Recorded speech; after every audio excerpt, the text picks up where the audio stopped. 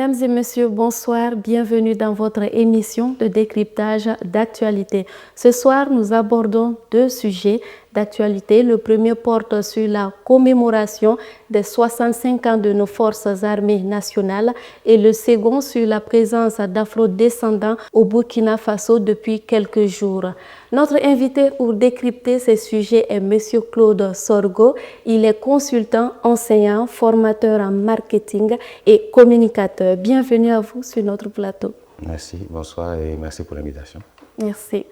Alors, concernant le premier sujet, les forces armées nationales commémorent cette année 2025 le 65e anniversaire de leur création. Cette année, le thème retenu est Forces armées dans la révolution progressiste populaire pour une défense souveraine du territoire. Notre armée a 65 ans d'existence. Quelle appréciation faites-vous de sa montée en puissance ces 3 dernières années grâce bien sûr au capitaine Ibrahim Traoré? Alors, c'est une appréciation favorable parce que étant, disons, citoyen de ce pays, étant présent sur le territoire national et ayant observé les différents mouvements sur ce territoire, on a vu que depuis pratiquement 2015, où le Burkina a fait l'objet d'attaques comme le dirait le terreau, le Burkina a subi via l'armée de très fortes pertes. Okay? Donc on était face à une armée qui était pratiquement démotivée, pas suffisamment armée.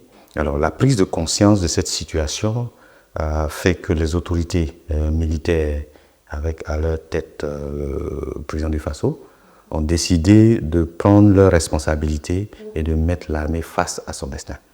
Donc ça nécessitait bien sûr que l'armée soit revue, notamment déjà quand on est en situation de guerre, il faut les armes pour pouvoir se défendre, d'où la tendance à doter l'armée d'armements suffisants pour pouvoir se battre, pour pouvoir défendre leur vie, défendre la vie des citoyens et également défendre l'intégrité du territoire.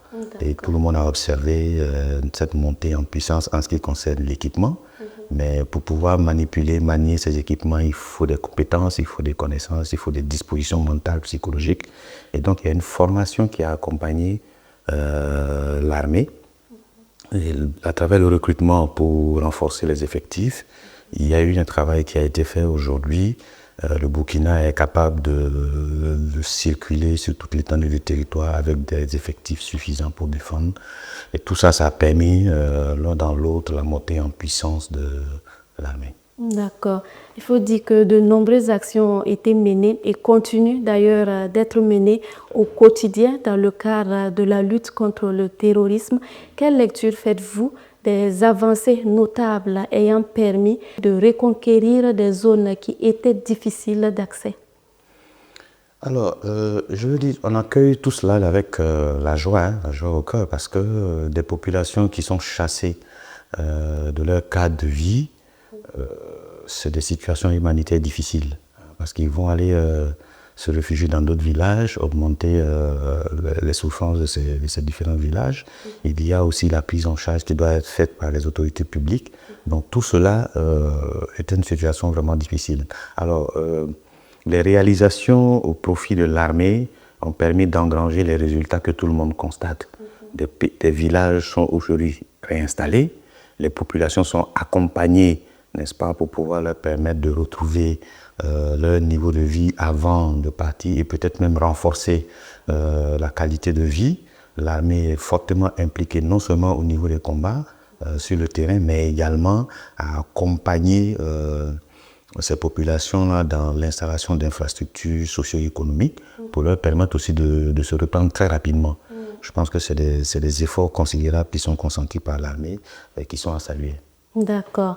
Force armée nationale avec le peuple dans la révolution progressiste populaire pour une défense souveraine du territoire est le thème retenu cette année.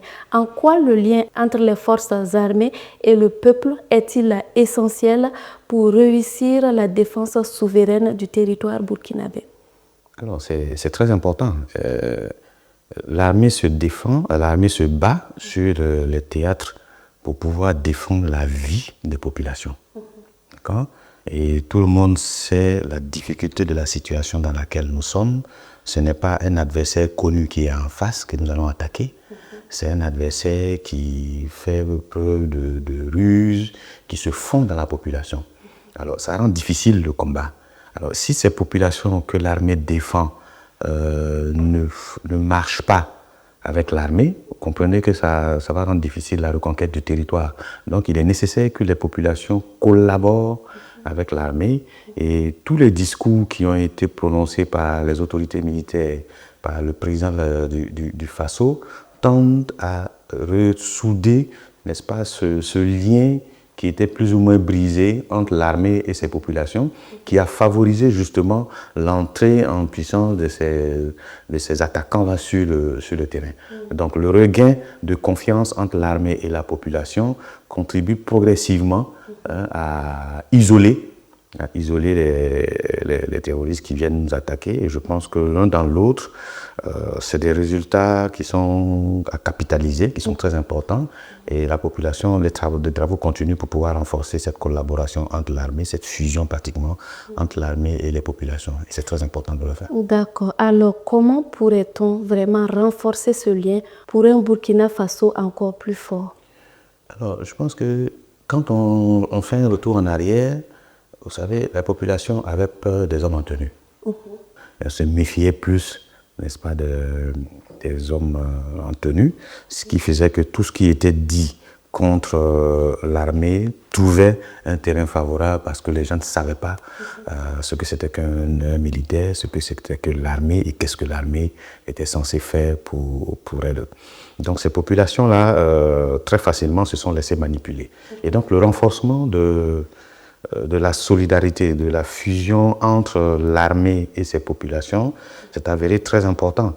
Parce que vous ne pouvez pas dénoncer des comportements, je dirais, bizarres, si vous n'avez pas confiance à celui à qui vous allez dénoncer. D'accord?